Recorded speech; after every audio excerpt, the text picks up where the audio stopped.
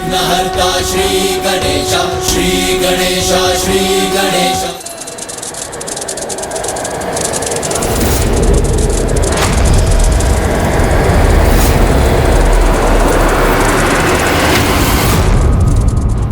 लंकेश, कहीं आप पुनः मुझे संशय की दृष्टि से तो नहीं देख रहे हैं? नहीं नहीं गौरीपुत्र, ये सत्य है कि संपूर्ण समय मैं आप पर संदेह करता रहा, इसका विचार करता रहा कि आप मेरे समर्थन में हैं भी अथवा नहीं। किंतु अब मैं स्पष्ट समझ गया हूं कि आप इस यात्रा में मेरे मित्र, मेरे सहायक के रूप में मेरे साथ हैं।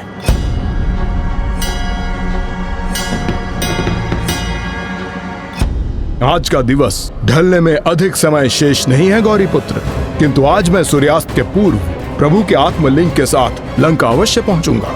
ऋषि दुर्वासा का वचन कदापि सत्य नहीं होगा, फिर भले ही कोई भी मेरे समक्ष ही क्यों ना आ जाए। ये वचन आप नहीं, आपका अहंकार बोल रहा है लंकेश, और अहंकार तो सदा ही विनाशकारी होता है। लंकेश, महादेव के एक अवतार की कथा तो मुझे भी ज्ञात है, जिन्होंने ये सिद्ध किया था कि अहंकार सबसे बड़ी आत्मघाती शक्ति है और अपने अहंकार से अहंकारी जीव स्वयं अपना ही विनाश करता है। हाँ गौरीपुत्र, ये तो प्रभु अवधूत की कथा है, जिनके क्रोध से तो इंद्रदेव के अस्तित्व पर ही संकट उत्पन्न हो गया था।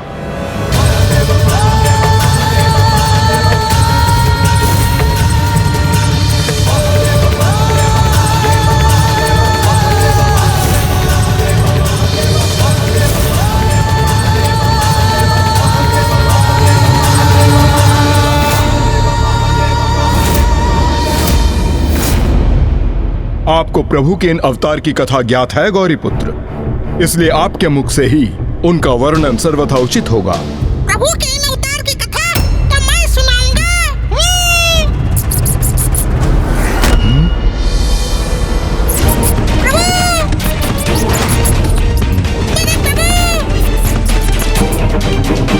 तुम मूषक जी, आप? प्रणाम प्रभु। तुम यहाँ क्या कर रहे हो मूषक? वो मैंने प्रभु गणेश जी की स्तुति का श्रवण किया तो मुझसे रहा नहीं गया। और तुम हमारा पीछा करने लगे? पीछा? नहीं लंकेश, मैं तो आपके साथ चल रहा था। किंतु आप क्रोधित क्यों हो रहे हैं? मेरे प्रभु प्रथम पूज्य गणेश जी के मित्र हैं आप। तो मैं भी उनका मित्र और सेवक होने के कारण आपका भी तो मित्र हुआ ना।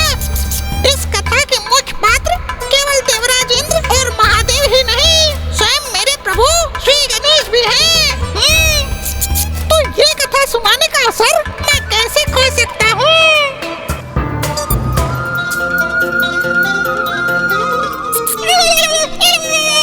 उचित है मूषक जी, आप ही हमें ये कथा सुनाइए। अवश्य प्रभु। तो सुनिए। समुद्र मंथन से देवी लक्ष्मी के पुनः लौटने के पश्चात श्री हरि नारायण और देवी लक्ष्मी का पुनर्विवाह होने जा रहा था और उनके विवाह की संपूर्ण तैयारी भी हो गई थी। सभी उस विवाह समारोह में सम्मिलित होने के लिए अति उत्साहित थे, मेरे प्रभु गणेश जी भी। किंतु एक बहुत बड़ी समस्या थी जिस पर किसी का ध्यान अभी तक नहीं गया था।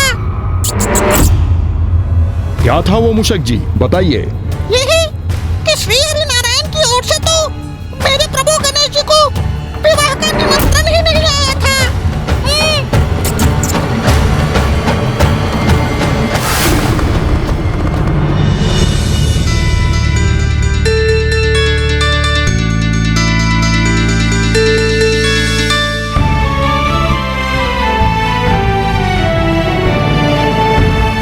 मूषक जी, कैसा दिखाई दे रहा हूँ मैं?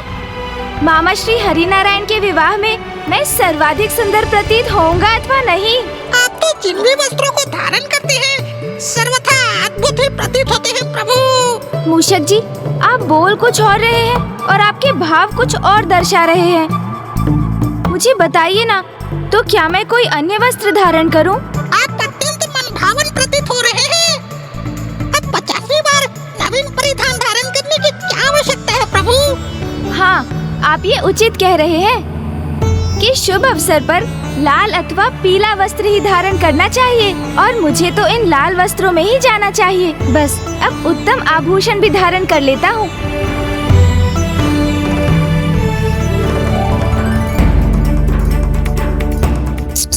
अर्ध दिवस तो परिधान का चुनाव करने में ही लगा दिया और अब अर्ध दिवस आभूषण चुनने में व्यतीत कर देंगे।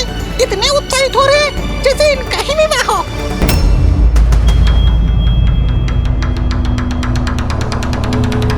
और इन्हें तो श्री हरि नारायण के विवाह का निमंत्रण भी नहीं आया। अब कैसा दिखाई दे रहा हूँ मैं मूषक जी? वाह, अत्यंत अद्भुत। ओह, मामा जी के वस्त्र। प्रभु, आप ही तो उनका चुनाव करने वाले थे। वो तो मैं कर भी चुका हूँ। मैंने स्वयं अपने लिए भले ही वस्त्र चुनने में अत्यधिक समय बिताया, किंतु मामा जी का परिधान तो मैं पूर्व में ही निर्धारित कर चुका हूँ। मामा जी तो वही वस्त्र धारण कर विवाह के मंडप पर जाएंगे। आप स्वयं देख लीजिएगा मूषक जी।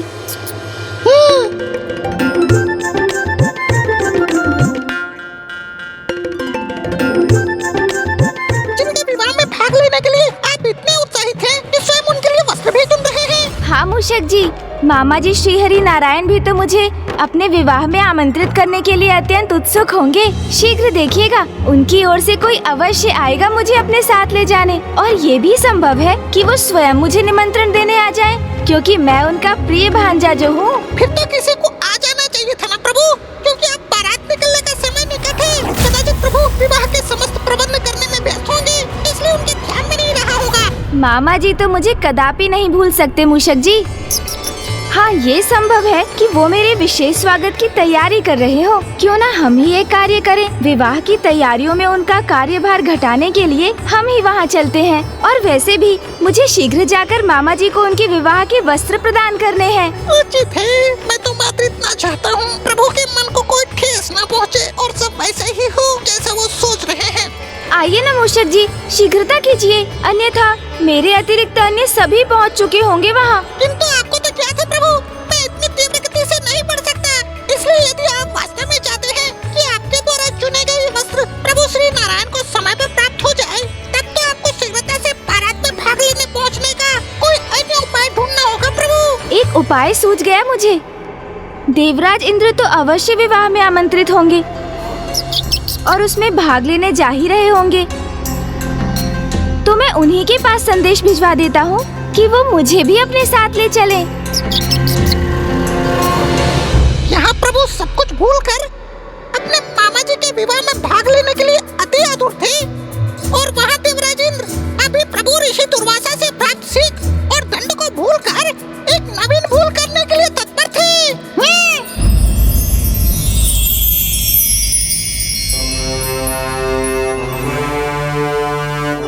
अति उत्तम। अब आप इस विवाह के उत्सव में सर्वश्रेष्ठ दिखेंगे। सर्वश्रेष्ठ तो मैं दिखूंगा ही देवी शची।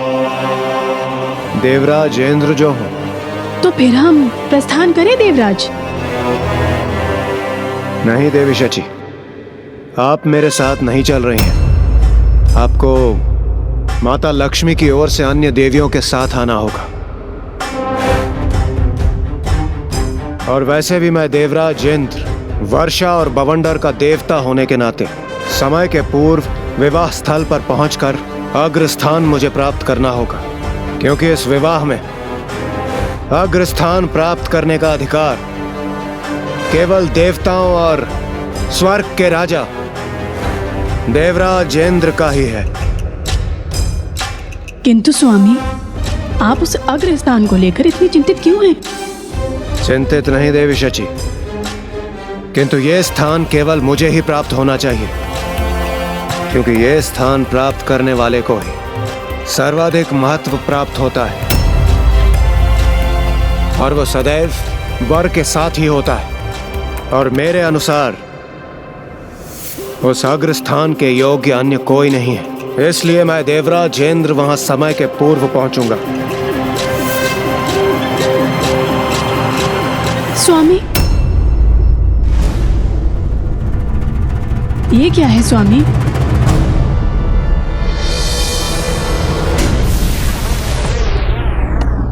प्रतीत होता है किसी का संदेश है।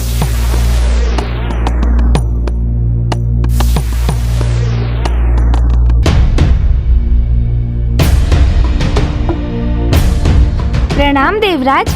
मुझे ज्ञात है आप मामा जी के विवाह में भाग लेने जा रहे होंगे। कैलाश आपके मार्ग में ही है, इसलिए मैं आपसे अनुरोध करता हूँ कि आप मुझे अपने साथ ले चलें।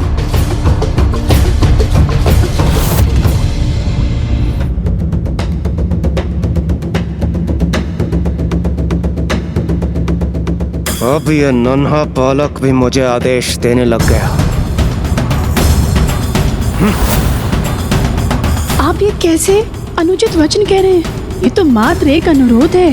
अनुरोध ही तो नहीं है ये, वो मुझे अपने साथ ले जाने के लिए कह रहे हैं। मैं देवराज इंद्र हूँ, किसी का व्यक्तिगत सहायक नहीं।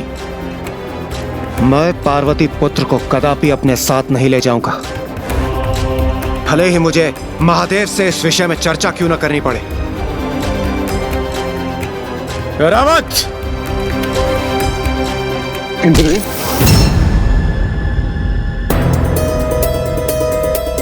ये क्या हुआ देवराज को? मेरे प्रवेश करने पर उन्होंने मुझे प्रणाम तक नहीं किया।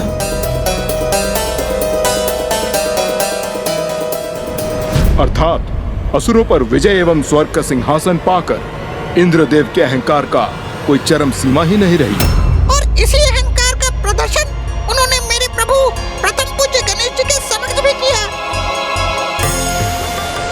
मूषक जी, आप भी तनिक उत्साह का प्रदर्शन कीजिए ना, और तीव्र गति से चलिए।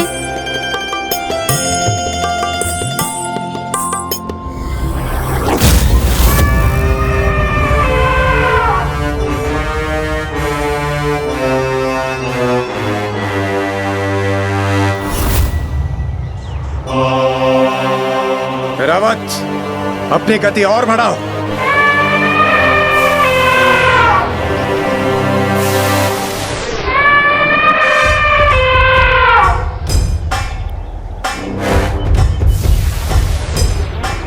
इंद्रदेव,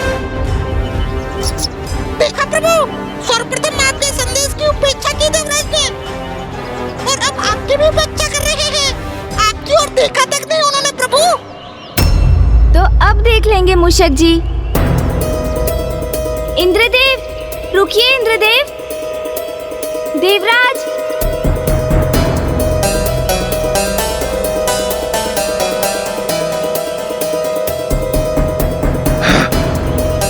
इच्छा तो नहीं है, किंतु अब तो मैं रुकने पर विवश हूं।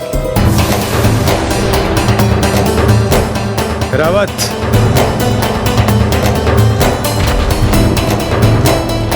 मैं वहां जितनी शीघ्र पहुंचने का प्रयास कर रहा हूं, पार्वती नंदन मुझे उतना ही विलंब करवा रहे हैं। प्रणाम देवराज इंद्र। आप भी अवश्य मामा जी के विवाह के उत्सव में भाग लेने जा रहे हैं ना? हाँ गौरी पुत्र, और मैं तनिक भी विलंब नहीं करना चाहता, क्योंकि बारात निकलने में बस कुछ ही समय शेष है। देवराज इंद्र, मैंने आपको एक संदेश भेजा था, कदाचित वो आपको प्राप्त ही नहीं हुआ। मैं तो आपके साथ वहाँ जाने का इच्छुक हूँ, तो आप भी मुझे अपने वाहन ऐरावत जी पर अपने साथ ले चलिए ना। इससे मैं भी वहाँ समय पर पहुँच जाऊँगा। संदेश नहीं, आदेश था वो। देवराज इंद्र हूँ मैं, किसी बालक के आदेश के अधीन नहीं हूँ। और वैसे भी क्यों ले जाऊं मैं आपको अपने साथ? गजमुख को गज पर आरूढ़ कर अपने साथ ले जाऊंगा तो सभी मेरा उपहास करेंगे। जिस उपहास का पात्र बनना मुझे कदापि स्वीकार नहीं। क्या हुआ देवराज, आप संकोच में क्यों पड़ गए? आप मुझे अपने साथ ले चलिए ना देवराज इंद्र। पार्वती नंदन, आपको अपने साथ ले चलने का स्थान कहाँ है मेरे पास? आपके भार से वैसे भी ऐरावत की गति धीमी पड़ जाएगी, और मैं वहां तनिक भी विलंब से नहीं पहुंचना चाहता, सबसे पूर्व पहुंचना चाहता हूं। और वैसे भी देवराज इंद्र हूं मैं, और मेरा वाहन कोई सार्वजनिक वाहन नहीं है, और एक राजा को राजा की ही भांति वहां प्रवेश करना चाहिए। देवराज मेरे प्रभु का अपमान कर रहे हैं। किंतु देवराज, मुझे शीघ्र ही वहाँ पहुँचना है। ताकि मैं मामा श्री हरिनारायण के लिए चुने हुए वस्त्र उनको दे सकूं। इस बालक को देवराज पद की गरिमा समझ नहीं आएगी, इसलिए इसे व्यर्थ में ही वार्तालाप बढ़ाने का कोई औचित्य नहीं है। रावत,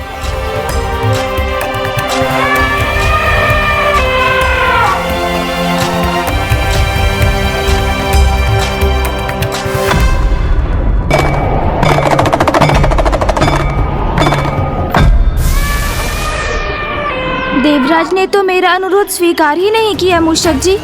देवराज ने जो किया वो सर्वथा अनुचित है। अर्थात उन पर अहंकार का ऐसा प्रभाव हुआ कि अग्र स्थान पर स्थित होने के लिए इंद्रदेव प्रथम पूज्य को भी छोड़कर आगे बढ़ गए। तभी तो उन्हें उनके इस अहंकार का परिणाम भुगतने में अधिक समय नहीं लगा, क्योंकि उन्हें उचित सीख देने हेतु स्वयं महादेव अपने अवधूत अवतार में प्रकट हुए थे।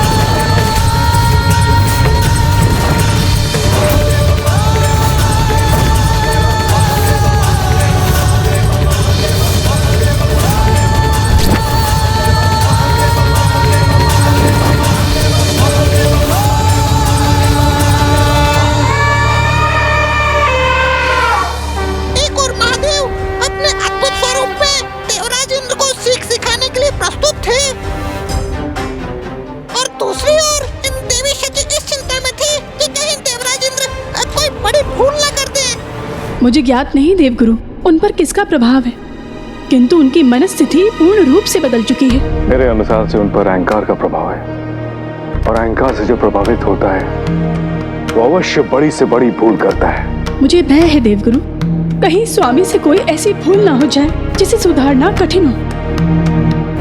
इसलिए देवगुरु मेरी आपसे विनती है, आप स्वामी की और मेरी सहायता कीजिए।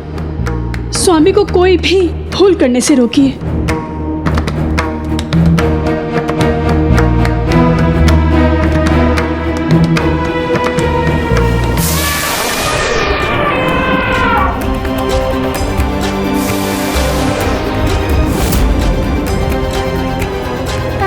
ये कौन है मेरे मार्ग में?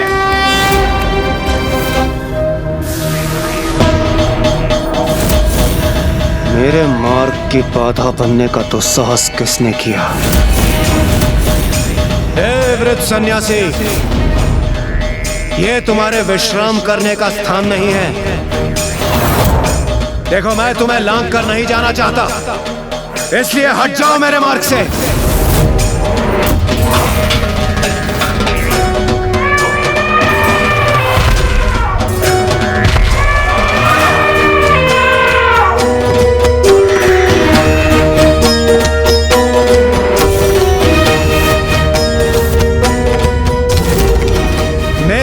की गर्जना तुम्हारे कर्णों में ना पड़े, असंभव है ये। कदाचित तुम ऐसे नहीं मानोगे, मुझे स्वयं वहां आकर तुम्हें अपने मार्ग से हटाना होगा।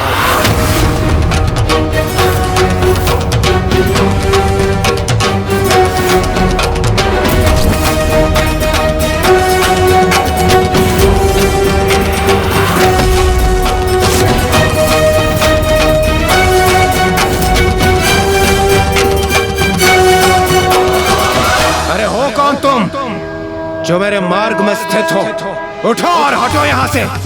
यदि मेरा क्रोध जागृत हो गया तो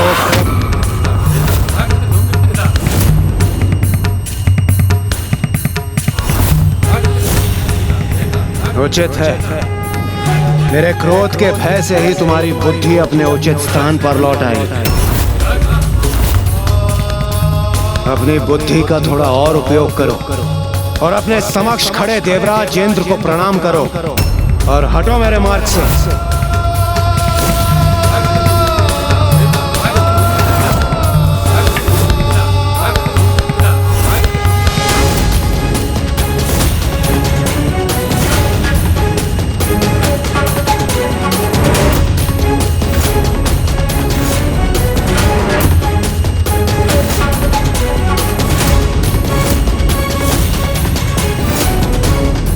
शिष्टाचार का भी ज्ञान नहीं है क्या तुम्हें? मेरे समक्ष झुककर खड़े होने के स्थान पर तुम मुझसे दृष्टि मिलाने का साहस कर रहे हो।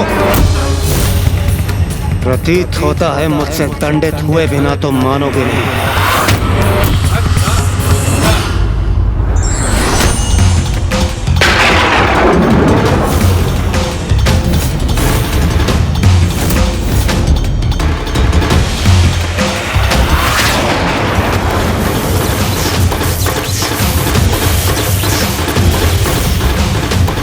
अंतिम चेतावनी दे रहा हूं मैं तुम्हें।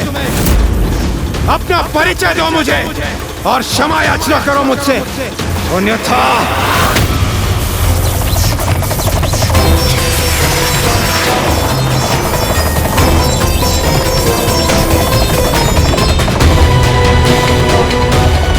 ये अवधूत तो मेरे वज्र को ही अपनी माया से बांधने का प्रयास कर रहा है।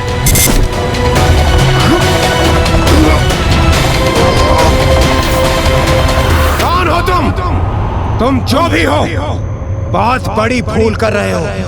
देवाधिपति देवराज इंद्र से उलझकर।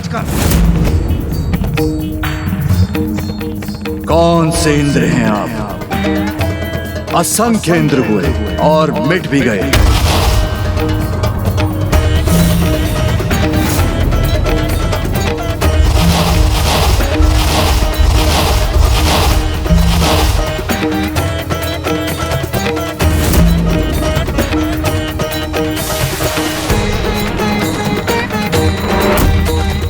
वर्तमान इंद्र हूं मैं और मेरे साथ माया करने का दुस्साहस मत करना, अन्यथा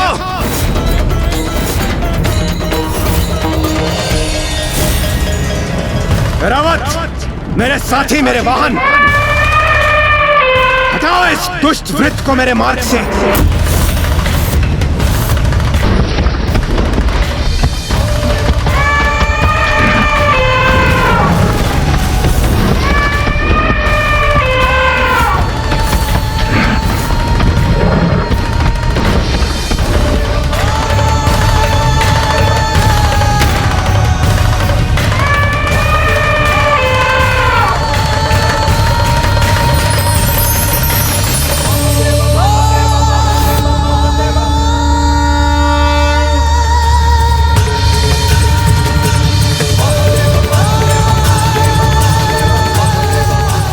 ये तुम जिस भी माया का प्रयोग कर रहे हो, उसके प्रभाव से भी तुम मुझे नहीं रोक सकते।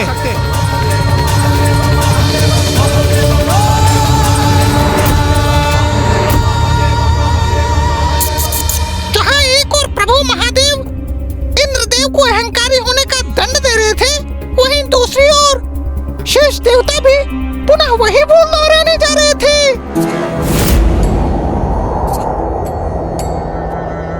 आप चिंता मत कीजिए मूषक जी, मैं तो समस्त देवताओं को अत्यंत प्रिय हूँ और जब सभी देवता इसी मार्ग से जाएंगे तो मैं उनमें से किसी के साथ अवश्य चला जाऊंगा। ये कहकर आप मुझे सांत्वना दे रहे हैं प्रभु, अथवा स्वयं को? आज आप इस प्रकार नकारात्मकता के सागर में क्यों डूबे हुए हैं मूषक जी?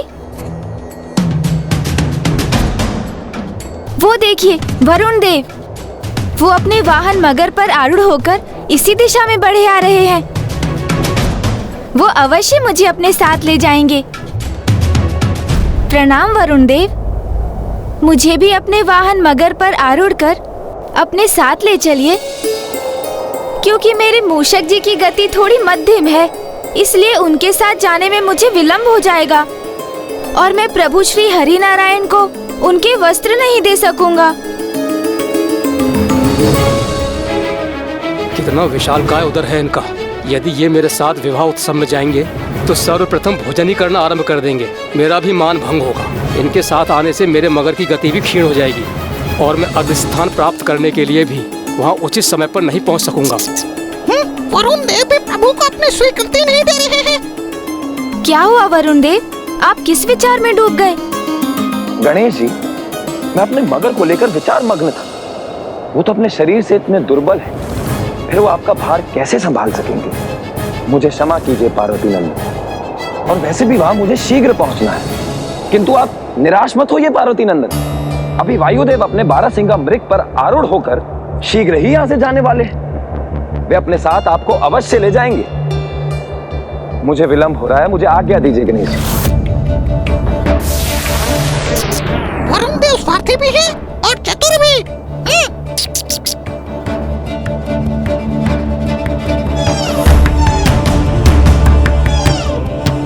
क्या हुआ गौरीपुत्र, आपके वाहन मूषक जी थक गए क्या? नहीं नहीं वायुदेव, मूषक जी की गति थोड़ी मध्यम है और मुझे मामा जी को विवाह हेतु वस्त्र प्रदान करने शीघ्र पहुंचना है। तो क्या मैं आपके साथ चल सकता हूँ? यदि ये मेरे साथ इस वाहन पर आरूढ़ हो गए तो न केवल इससे मेरे वस्त्र मलिन होंगे अपितु उनमें संकोचन भी आ जाएगा। अच्छा गौरीपुत्र, आप एक कार्य क्यों नहीं करते? अभी अग्निदेव अपने वाहन भेड़ पर यहाँ पहुँचने ही वाले हैं। उनके वाहन सुदृढ़ भी हैं और अपने लक्ष्य के प्रति उनका ध्यान भी केंद्रित रहता है। मेरे विचार से आपके लिए वही सर्वोत्तम उपाय रहेगा। ये भी कारण बताकर चले गए। हाँ, ये उचित रहेगा। अग्निदेव के वाहन में उपयुक्त शक्ति है, वो मुझे अवश्य ले जाएंगे। प्रभु ये क्यों नहीं समझ पा रहे हैं कि सभी देवताओं ने अपने साथ न ले जाने का बहाना बनाकर स्वयं ही आगे बढ़ते जा रहे हैं।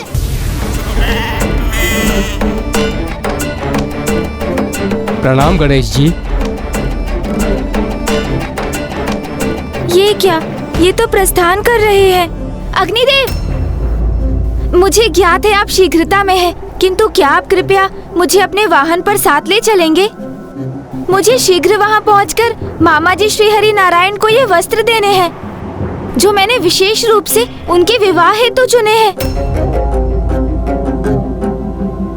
इनकी इस सूंड और इतने विशाल करने के साथ यदि मैं वहां पहुंचूंगा तो मेरी ओर भला कौन देखेगा? और इतने महान उत्सव में क्या मेरे मान को क्षति नहीं पहुंचेगी? कदाचित इनके मन में प्रभु की सूंड और उनके कर्ण को लेकर कोई विचार उत्पन्न हो रहे हैं। अन्य सभी देवताओं के समान अब तो आप भी किसी विचार में खो गए अग्निदेव। क्या आपके वाहन में भी हम दोनों के भार को वहन करने की क्षमता नहीं? वास्तव में मैं तो यही विचार कर रहा था कि मेरा वाहन सबल तो है, किंतु मेरा कम और आपका अधिक भार भी ले सकते हैं। किंतु अब एक और मिथ्या कारण सुनना होगा। इनकी पृष्ठ छोटी है, जिस पर हम दोनों में से कोई एक ही आरूढ़ हो सकता है। तो यदि आप जाना चाहते हैं तो आप ही चले जाइए। कितने स्वार्थी और चतुर हैं ये।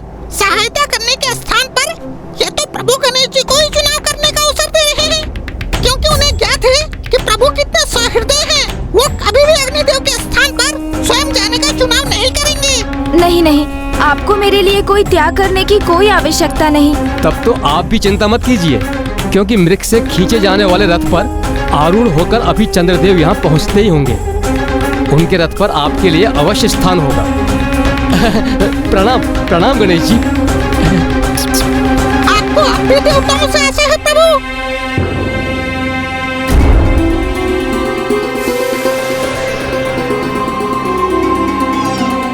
प्रणाम पार्वती नंदन। चंद्रदेव, मुझे भी अपने वाहन पर अपने साथ ले चलिए ना।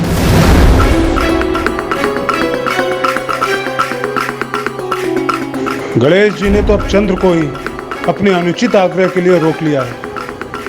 कहीं ये हमसे भी इन्हें अपने साथ ले चलने का अनुरोध न कर दें। मैं आपको निराश नहीं करना चाहता गौरीपुत्र। मेरे रथ पर भी स्थान है, किंतु मेरे वाहन चिंकारा मृग आपका भार संभाल नहीं सकेंगे और मेरा रथ यहीं धरा का धरा रह जाएगा। मुझे क्षमा करें गौरीपुत्र। चलिए।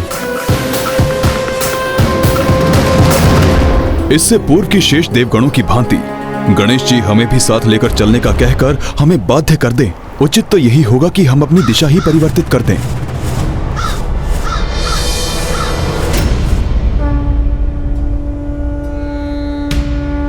शनिदेव और यमराज भी मुझे बिना लिए चले गए।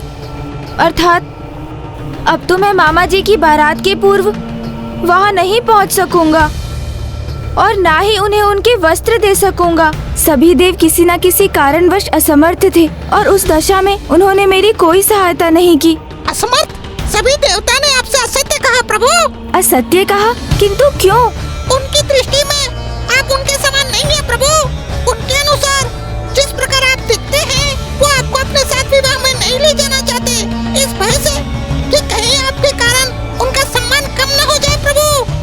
और उनका आपके बारे में ऐसा सोचना आपका अपमान है जो मैं कदापि सहन नहीं कर सकता।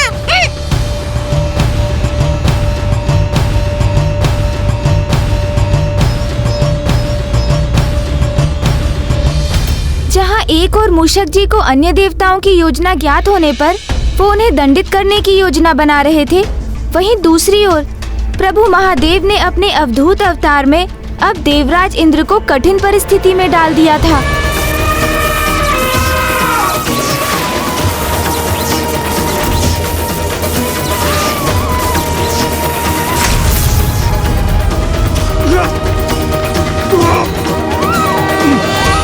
मैं अपने वज्र को संभाल क्यों नहीं पा रहा हूँ?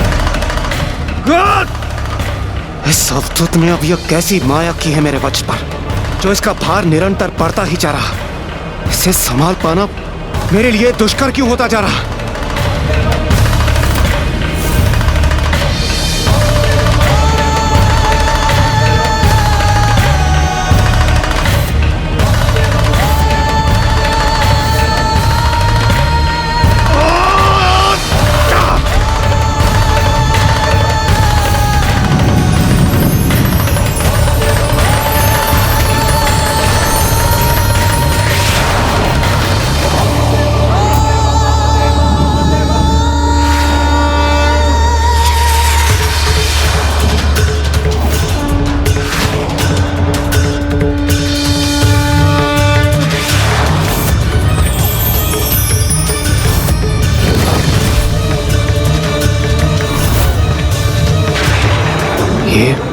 ये तो प्रभु महादेव के ही अवतार हैं।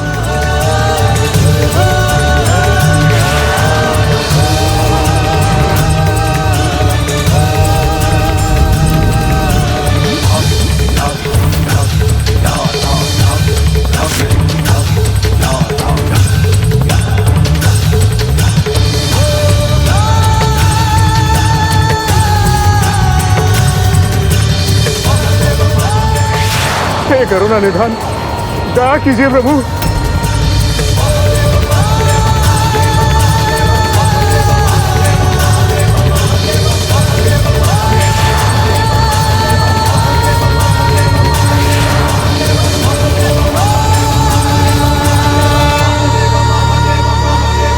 इंद्रदेव को अपनी भूल का आभास हो गया है प्रभु, इन्हें क्षमा कर दीजिए। अभी इनका शासनकाल समाप्त नहीं हुआ है, इन्हें अभय दान दीजिए महादेव। इन्हें उचित सीख प्राप्त हो चुकी है। हे महादेव, मुझे क्षमा कर दीजिए प्रभु। हे अवधूत महादेव,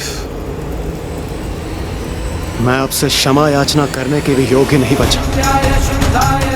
यहाँ अपने घुटनों पर स्थित आपके इस विराट स्वरूप को अपने समक्ष देखकर मुझे ये ज्ञात हो चुका है, स्वयं को महान समझने वाला मैं देवराज इंद्र आपके विराट स्वरूप के समक्ष कितना तुच्छ हूं। प्रभु, मेरा अहंकार तो आपके तेज के प्रभाव से ही भस्म हो चुका था। आपके तृतीय नेत्र के तेज का प्रभाव तो उसके उपरांत हुआ था प्रभु।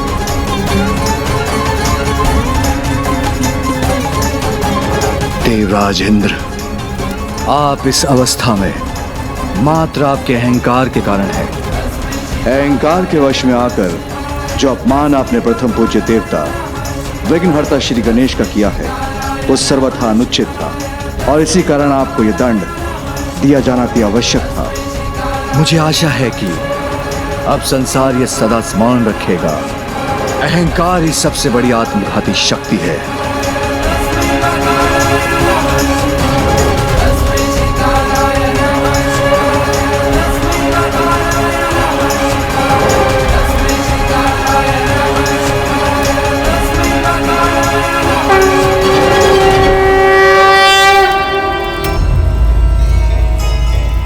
देवराज इंद्र, आप इस अवस्था में मात्र आपके अहंकार के कारण हैं। अहंकार के वश में आकर जो अपमान आपने प्रथम पूज्य देवता विघ्नहर्ता श्री गणेश का किया है वो सर्वथा अनुचित था और इसी कारण आपको यह दंड दिया जाना भी आवश्यक था। मुझे आशा है कि अब संसार ये सदा स्मरण रखेगा, अहंकार ही सबसे बड़ी आत्मघाती शक्ति है।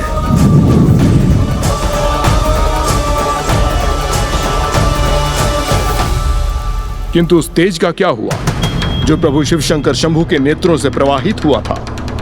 ऐसे तेज को अपने भीतर समाहित करने की क्षमता तो मात्र समुद्र देव में ही थी, इसलिए प्रभु ने उसे समुद्र की दिशा में ही भेजा था, जिससे कुछ समय उपरांत जलंधर का जन्म हुआ।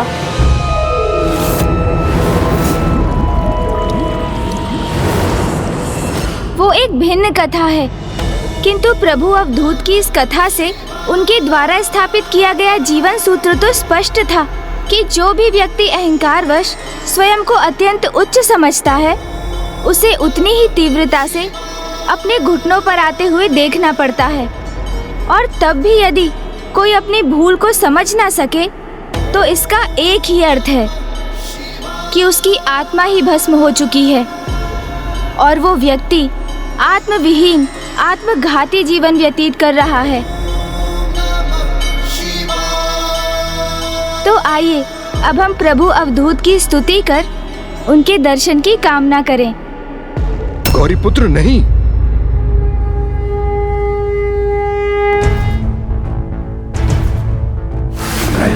सदा शिवम नमामि हे उमापति जय नीलकंठ जय अनंत नमोस्तुते नमोस्तुते। हो भोलेनाथ भक्तों के हो कष्ट से निवारते, ये सृष्टि सारे संकटों से शिव ही है उबारते। दर्शन प्रभु के करने को कैलाश इंद्र जब गए, अवधूत रूप ले शिव जी राह में अवतरित हुए। कारण विनाश का है अहंकार ये समझा दिया, सीख दे के इंद्र को शिव जी ने क्षमा किया। ओम नमः शिवाय, ओम नमः शिवाय, ओम नमः शिवाय, ओम नमः शिवाय, ओम नमः शिवाय, ओम नमः शिवाय, ओम नमः शिवाय, ओम नमः शिवाय।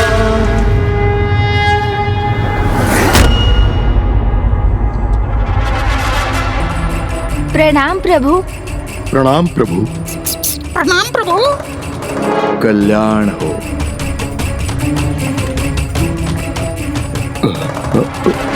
नागेंद्रहाराय त्रिलोचनाय भस्मांगरागाय महेश्वराय नित्याय शुद्धाय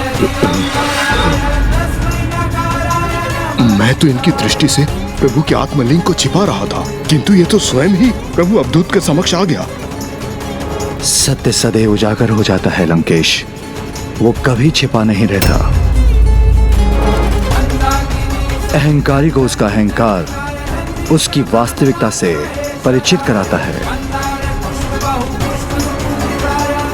जिसके परिणाम स्वरूप कुछ ऐसे अहंकारी होते हैं जो उचित सीख प्राप्त कर स्वयं में परिवर्तन ले आते हैं, किंतु कुछ किसी भी सीख को प्राप्त करने में अक्षम रहते हैं और पूर्ण रूप से स्वयं पर अहंकार का प्रभाव होने देते हैं। और शीघ्र आपको भी दोनों में से किसी एक पथ का चुनाव करना होगा लंकेश।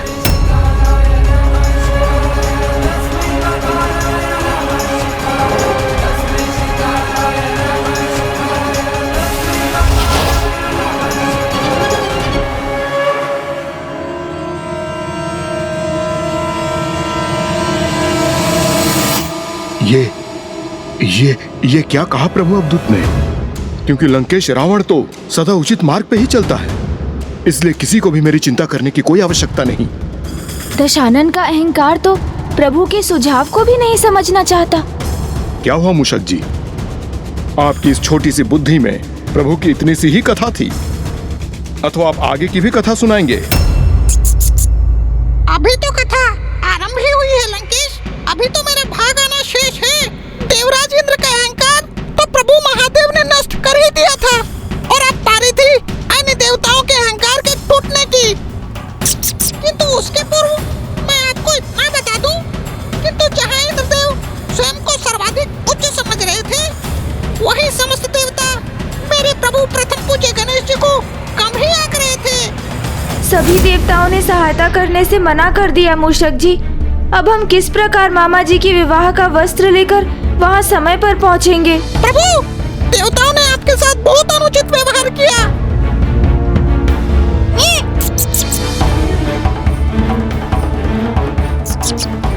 इन्होंने मेरे प्रभु का अपमान किया है, इसलिए अब वहाँ पहुँचकर भी न तो किसी को अग्र स्थान प्राप्त होगा और न ही प्रभु श्री हरि नारायण की आराधना आगे बढ़ सकेगी।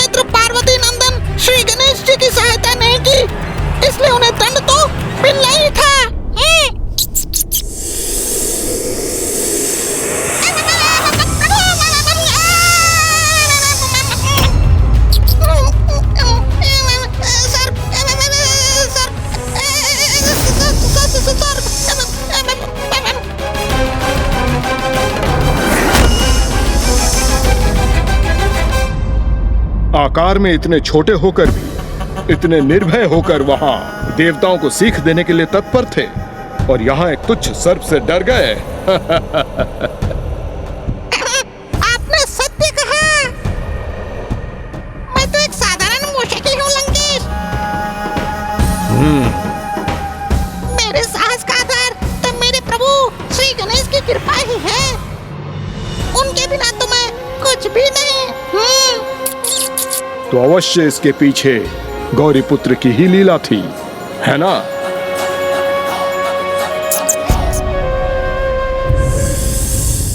ये लीजिए लंकेश, जल ग्रहण कीजिए। ग्रहण कीजिए, जल तो ग्रहण कीजिए लंकेश।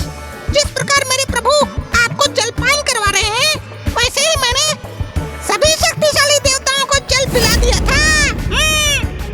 ओहो, अभी मूषक जी तो उलझा ही देंगे। और लंकेश, वो समय कुछ ऐसा था जब मूषक जी अत्यंत ही भावावेश में बह चुके थे।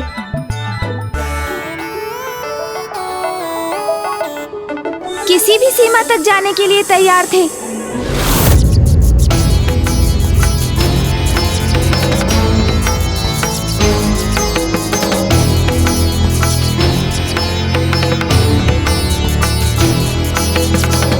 कोई भी देवता मुझे अपने वाहन पर आरूढ़ कर अपने साथ नहीं ले जाना चाहते। ये मूषक जी अन्य मूषकों के साथ क्या करना चाहते हैं? मेरे प्रभु, अब आपको चिंतित होने की तनिक भी आवश्यकता नहीं, क्योंकि आपका ये मित्र आपका वाहन कुछ भी करेगा, किंतु आपको अवश्य देवताओं के पूर्व वहाँ पहुँचाएगा।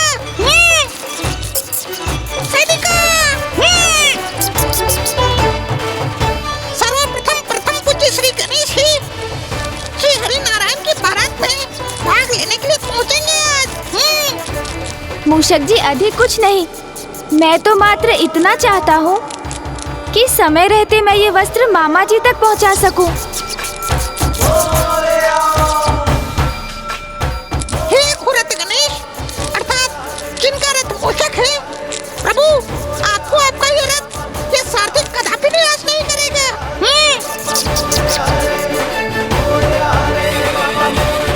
जय श्री गणेश, जय श्री गणेश, जय श्री गणेश।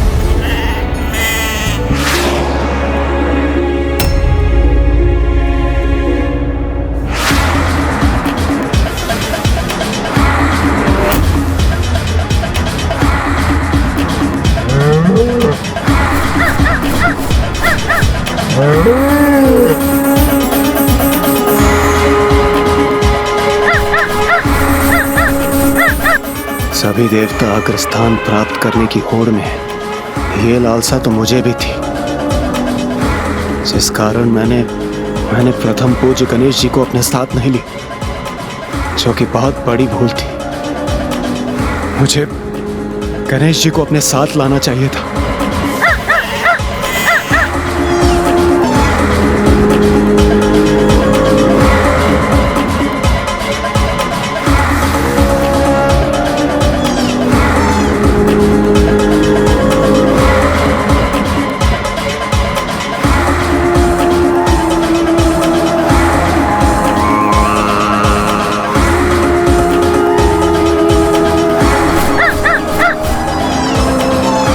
ये तो उचित हुआ जो मैं गणेश जी को अपने साथ लाने पर विवश नहीं हुआ, अन्यथा मैं सभी देवताओं से पिछड़ जाता।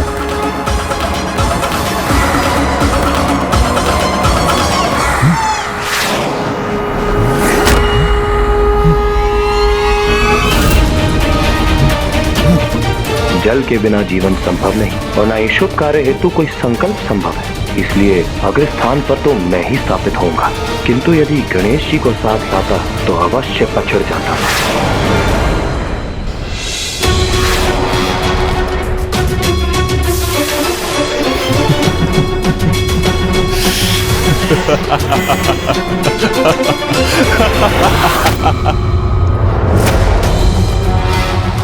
चंद्र के बिना रात्रि में प्रकाश नहीं होता, सागर के जल में संतुलन नहीं रहता, इसलिए अग्रस्थान तो मेरा ही होना चाहिए। किंतु यदि गणेश जी मेरे साथ होते तो मैं अवश्य पिछड़ जाता।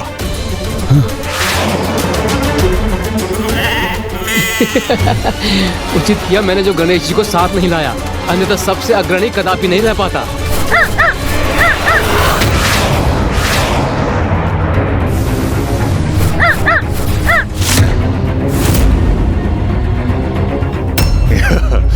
मैं यम जीवन और मृत्यु का निर्धारक हूं, तो अग्रस्थान पर मुझे ही होना चाहिए, और इसी कारणवश मैं गणेश जी को वहीं छोड़कर आगे बढ़ गया।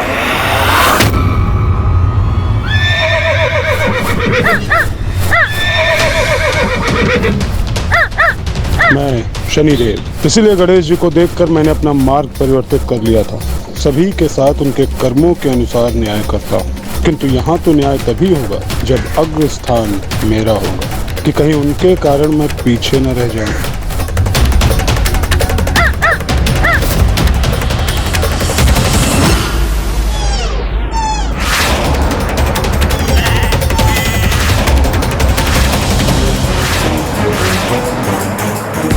इन सभी देवताओं से भी जो दोष हो रहा है, कहीं उसका भी परिणाम वैसा ना हो जैसा मेरा हुआ। अपने अहंकारवश मैंने प्रभु अवधूत का अपमान किया।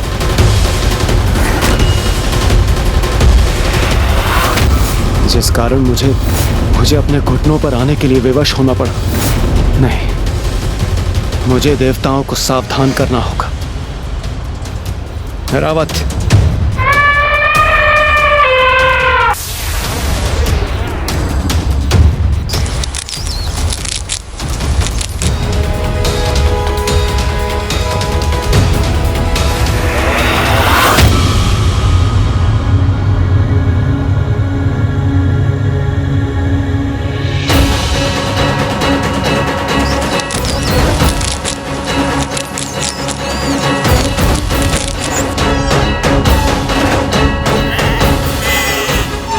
मुझे और तीव्र गति से बढ़ना होगा।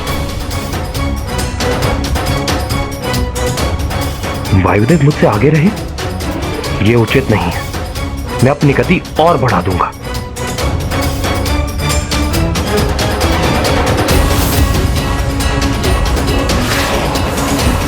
वायुदेव, वरुण देव कितने भी प्रयास कर लें, सर्वप्रथम वहां पहुंचूंगा तो मैं ही।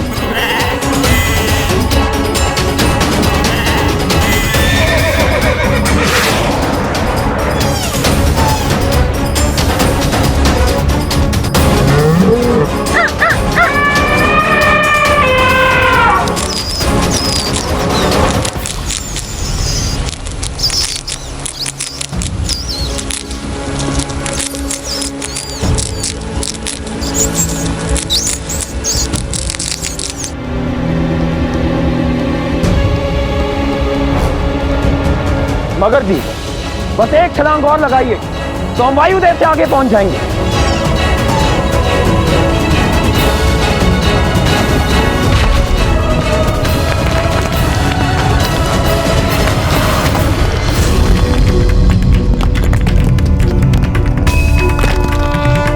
वायुदेव से आगे निकलने की भूल की ना अपने वरुण देव, उसी का ऐसा भीषण परिणाम हुआ है।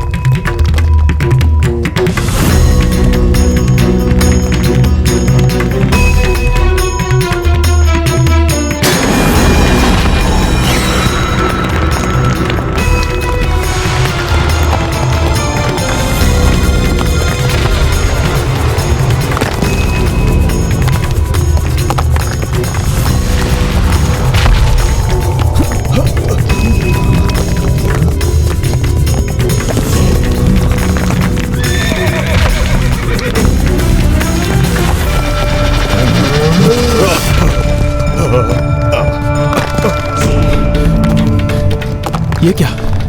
अब तो मेरे आगे की भूमि भी धंसती जा रही है।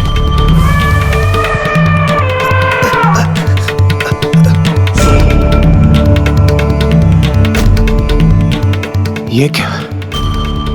ये धरती यहां धंस क्यों रही?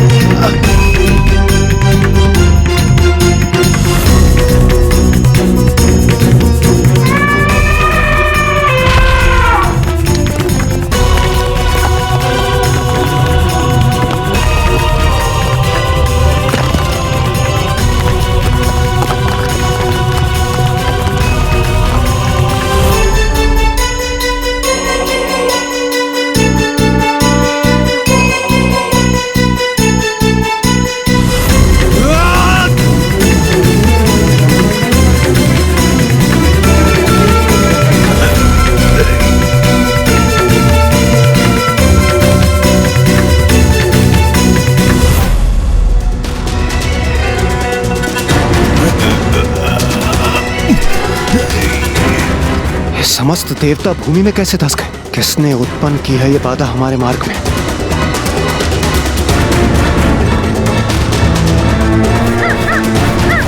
कदाचित आज न्याय होगा और मैं ही पहुंचूंगा सर्वप्रथम प्रभु श्री हरि के निकट।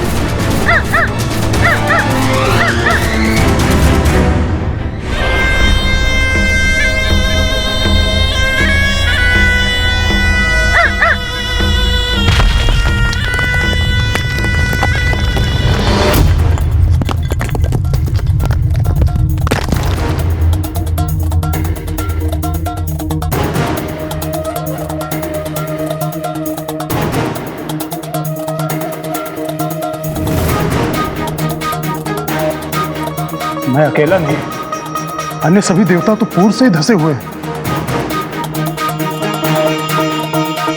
हाँ, और अचानक यहाँ भूमि को क्या हो गया? हम सभी भूमि के भीतर कैसे धस गए और हमारे अस्त्र आदि, हमारी संपूर्ण सज्जा वो कैसे अस्त व्यस्त हो गई?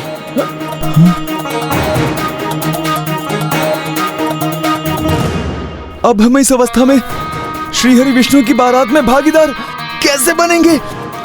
किंतु हमारी ये अवस्था क्यों और कैसे हो गई?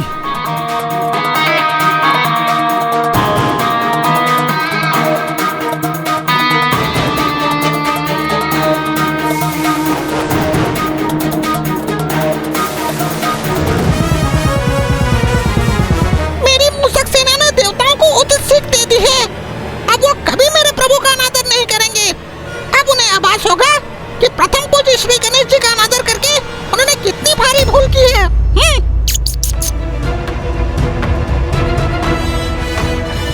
प्रभु श्री हरिनारायण के विवाह में ये कैसा विघ्न उत्पन्न हुआ है?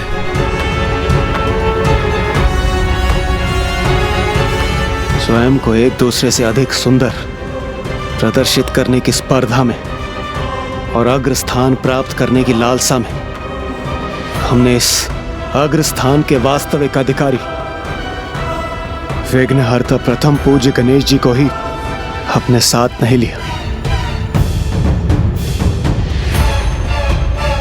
हमारे मार्ग में ऐसे विघ्न उत्पन्न होना तो स्वाभाविक ही था। किंतु देवराज इंद्र, यदि गणेश जी पीछे रह गए तो हमारे कारण नहीं, अपितु उनके वाहन की गति के कारण।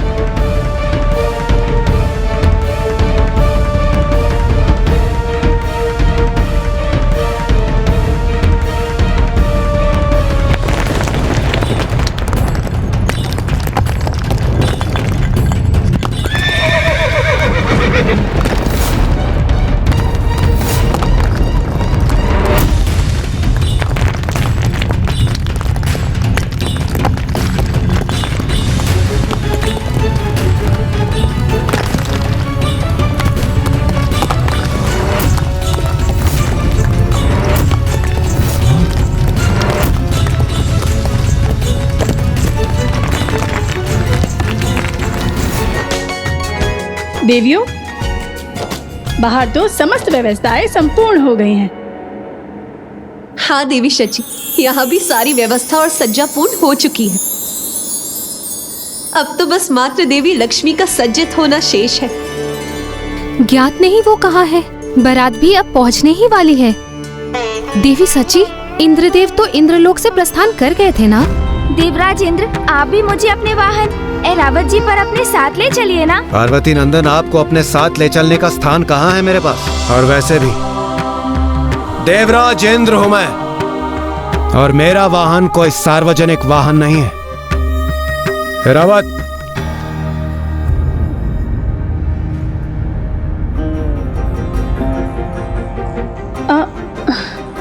मुझे तो देवगुरु बृहस्पति जी ने यही सूचना दी थी, किंतु देवी लक्ष्मी वो कहाँ हैं? कहाँ है देवी लक्ष्मी?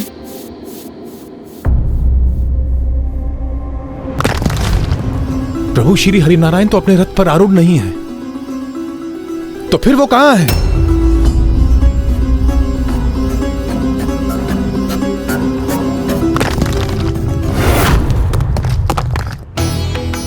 एक ओर तो सभी देवता भूमि में धसे हुए थे और दूसरी ओर ना ही श्री हरिनारायण का पता था और ना ही देवी लक्ष्मी का। तो वो दोनों थे कहाँ? जगाओ उन्हें, वो नाचे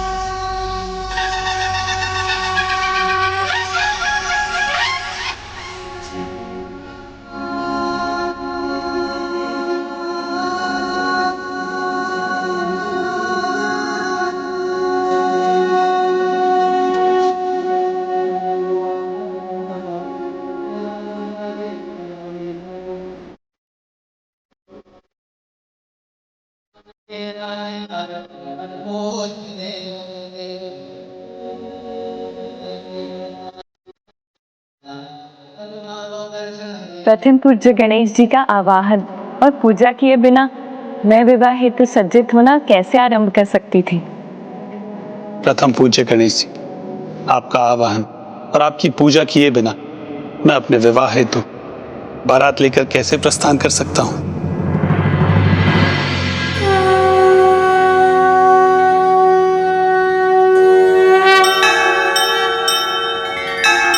हे हेरम्ब त्वमेव हि ह्यम्बिका त्रयम्बकात्मज सिद्धिबुद्धिपते त्रयक्ष लक्ष्यलाभ पितुः पितः नागस्यं नागहारं त्वं गणराजं चतुर्भुजं भूषितं स्वायुधोतव्यः पाशाङ्कुशपरश्वतः आवाहयामि पूजार्थं रक्षार्थं च मम कृतः इह गत्य गृहाण त्वं पूजां यागं च रक्ष मे। श्री हरि नारायण रथ पर आरूढ़ होने के पूर्व प्रथम पूज्य गणेश जी का आवाहन कर रहे हैं और हम उन्हीं विघ्नहर्ता गणेश को पीछे छोड़ा।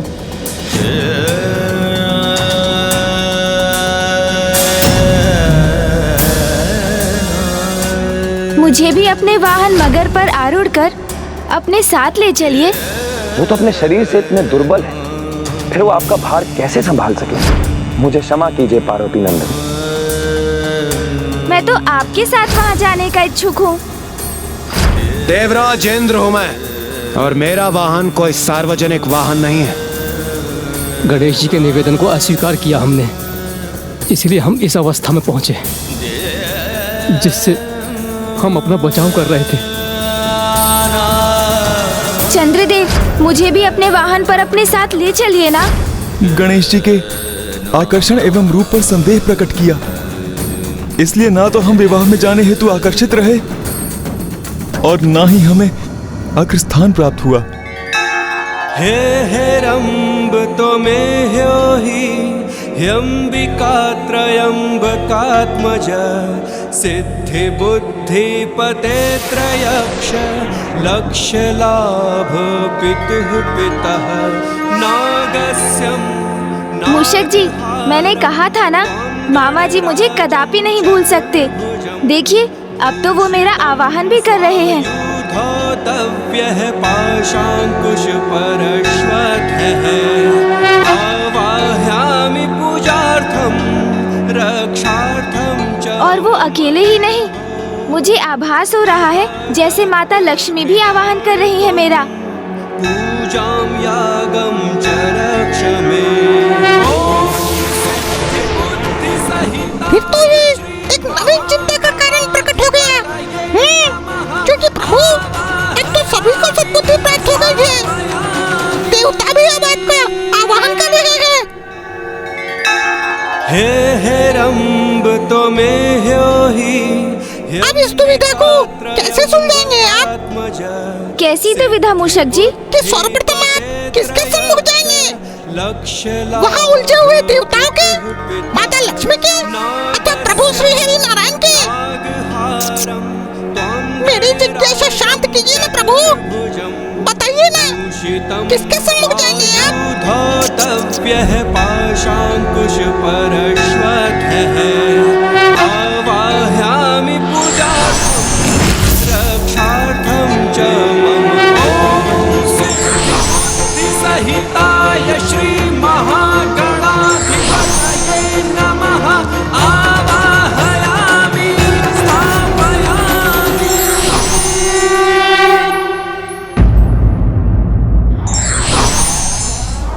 उत्तरदायित्व कभी व्यक्ति की क्षमता देखकर नहीं आता, किंतु जब आता है तो व्यक्ति को अपनी क्षमता सिद्ध कर देनी चाहिए।